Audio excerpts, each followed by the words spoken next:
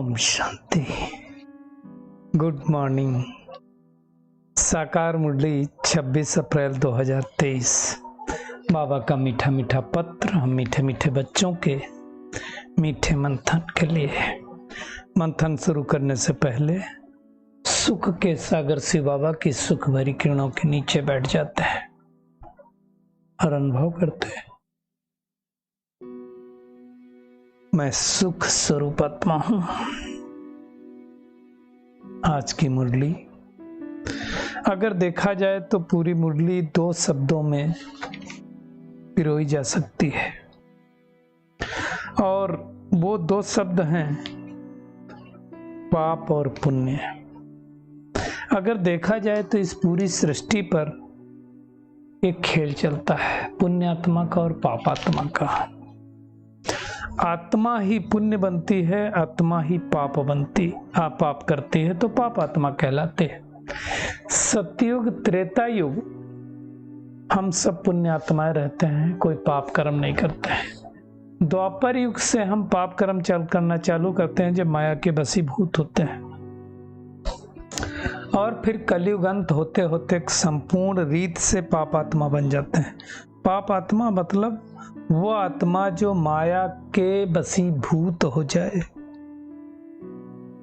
है ना।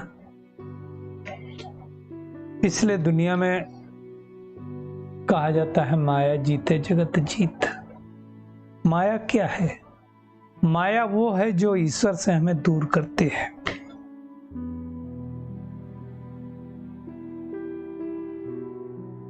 अब दुनिया में कहा जाता है पुण्यात्मा बनना है तो दान करो, यही बोलते नहीं बोलते। अब यहां पर इस पुरुषोत्तम संगम युग पर निराकार परमात्मा करके हमें पुण्यात्मा बनाता है, तो पुण्यात्मा बनने का यहां भी तरीका परमात्मा ने बताया, तुम दान करो। क्या करो? ज्ञान दान करो। अब ये ज्ञान दान कौन कर सकेगा? जो पहले खुद बना होगा तो दान करेगा और दूसरों को पुण्यात्मा बनाएगा। खुद ही पुण्यात्मा नहीं बनेगा तो औरों को कैसे बना सकता है? तो ये सारी ईश्वरीय बातें परमात्मा ऐसा सिखलाता है। बाबा कहते हैं जब तुम मिल गए हो हमें तो तुम्हारा क्या कर्तव्य होना चाहिए? जो अविनाशी ज्ञान रत्न दिए हैं परमात्मा ने, उसकी खुद कमाई करना, दूसरों को कराना, और इसमें किसी को पूछने की दरकार नहीं होती। ज्ञान दान देने के लिए कोई मना नहीं करता, किसी को भी दे सकता है, करके दिखाना होता है। बाबा कहते हैं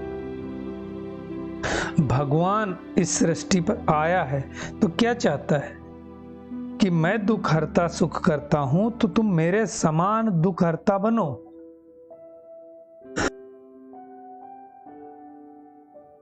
अनेकों को सुख दो। जांच करो मेरे अंदर शुद्ध संकल्प चलते हैं या तो शुद्ध संकल्प चलते हैं। किसी के प्रति नेगेटिव संकल्प चलना, बुरे संकल्प चलना, विकल्प चलना। विकल्प क्या होता है? संकल्प और विकल्प 2 शब्द होते हैं। जैसे पाप और पुण्य है, से संकल्प और विकल्प 2 शब्द होते हैं। अब विकल्प मतलब जिसका कोई और दूसरा संकल्प हो सकता है, तो विकल्प तो निगेटिव ही होंगे, संकल्प श्रेष्ठ होंगे। जो जितना बाबा को याद करेगा उसके संकल्प उतने श्रेष्ठ होंगे।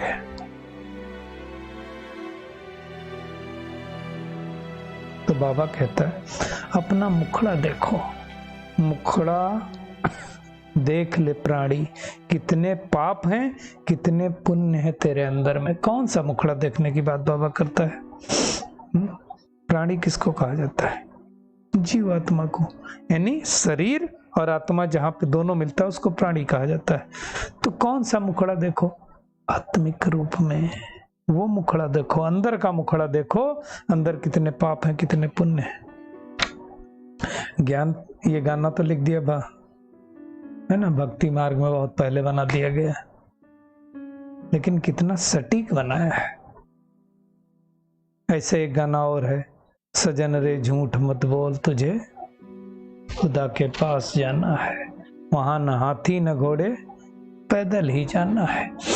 तो किसकी बात हो रही? आत्मा की बात हो रही। तो आत्मा को ही पुण्य कर्म करना होता, आत्मा को पाप कर्म करना होता। अब जब परमात्मा आया है, पुण्य कर्म करने का तरीका बता रहा है, तो हमें फिर पुण्य कर्म करके दिखाना है, और इसके लिए ही अपनी चेकिंग करना है ना। बाबा कहता है तुम्हें ज्ञान का तीसरा नेत्र मिला है, तो चेक करो कि हम कितना पुण्यात्मा बने हैं या बन रहे हैं। दुनिया में कहते हैं जितना जितना धन इकट्ठा करते हैं उतना उतना साहूकार बनते हैं। ज्ञान धन जितना हम इकट्ठा करते हैं उतना अगले के जन्मों के लिए हम साहूकार बनते हैं। सतयुग में माया होती नहीं है। माया मतलब 5 विकार, जो हमारा मन भटके।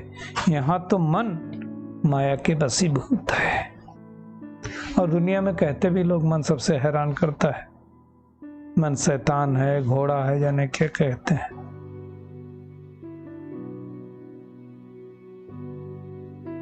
तो मन को अगर लगाना है तो क्या करो, परमात्मा में लगा दो मन।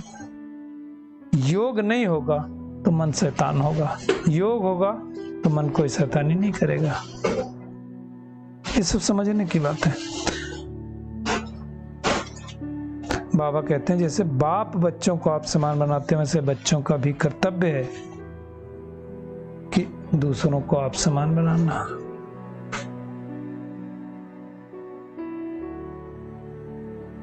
लेकिन उसके लिए क्या करना पड़ेगा, अपना बुद्धि योग एक परमात्मा के साथ जोड़ना होगा। बाबा ने पहले भी कहा था, आज फिर से वापस कहा, अजामिल जैसे पापियों का भी मैं उद्धार करता हूं।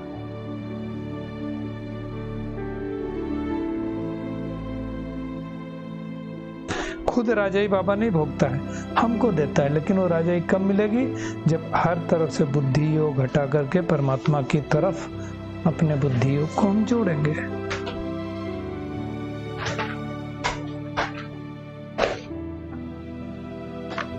बाबा ने कहा तभी तुम स्वर्ग जाओगे। अब बाबा के द्वारा हमें सोचना है कितने सुख मिलते हैं, इसलिए बाबा बार बार कहता है और संग तोड़ो मेरे एक संग जोड़ो। यानी देह सहित देह के जो संबंध है उनको भूलो, और यही मुश्किल काम, क्योंकि 63 जन्मों से देह और देह के संबंधों में तो हम खोते रहे। इसलिए बाबा कहता मेरा ही सुनो, मेरे साथियों को लगाओ, अपने को देही अभिमानी समझो, मेहनत करो देही अभिमानी बनने की। अच्छा, कई बार होता है हम तो बहुत दिन से देह अभिमान में रहे, तो बाबा कहता बीती सो बीती, जो बीत गई बीत गई, अब तो करो, अब वापस बनो। सतयुग में 16 कला संपूर्ण थे, अब कला विहीन भग गए, धीरे धीरे धीरे धीरे सब कलाएं खत्म होती हैं, अब तो कलाएं बची नहीं। बाबा कहता वापस मेहनत करो, फिर से 16 कला संपूर्ण बनो, और जो 16 कला संपूर्ण बनते हैं बाबा कहते हैं वही लकी स्टार्स हैं। बाकी तो नंबरवार तो सब होते ही ना। अब बाबा कहता है इन सबको भूल अशरीरी बन जाओ, वही तो मेहनत है। सबको भूलो बाबा कहता, क्यों कहता है, दूसरा कोई याद आएगा तो हमारी बुद्धि उसमें ही चलती रहेगी, हमको प्रकंपन मिलते जाएंगे, इसलिए बाबा कहता है।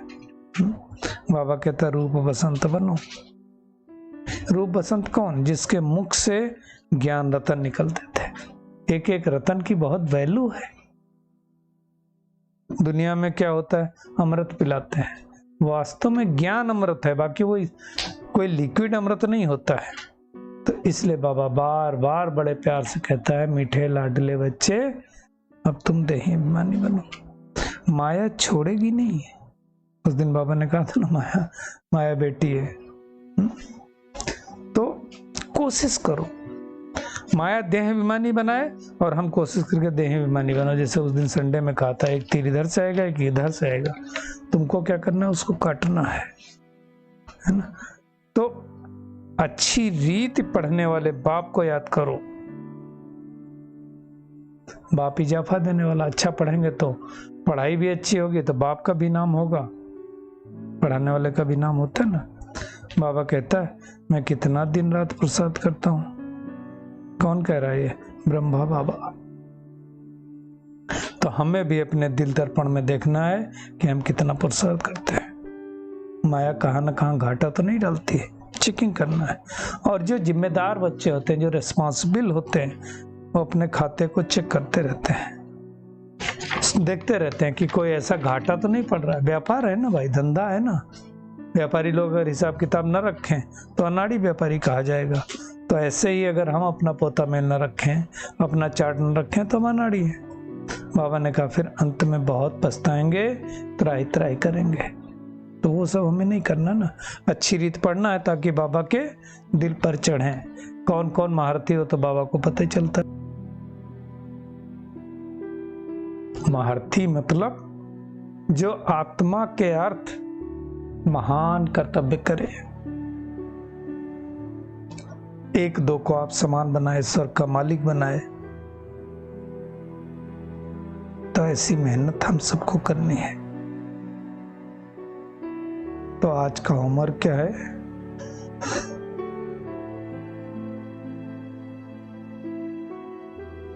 एक तो हमें पुण्य आत्मा बनने की मेहनत करनी है, पाप आत्मा नहीं बनना है।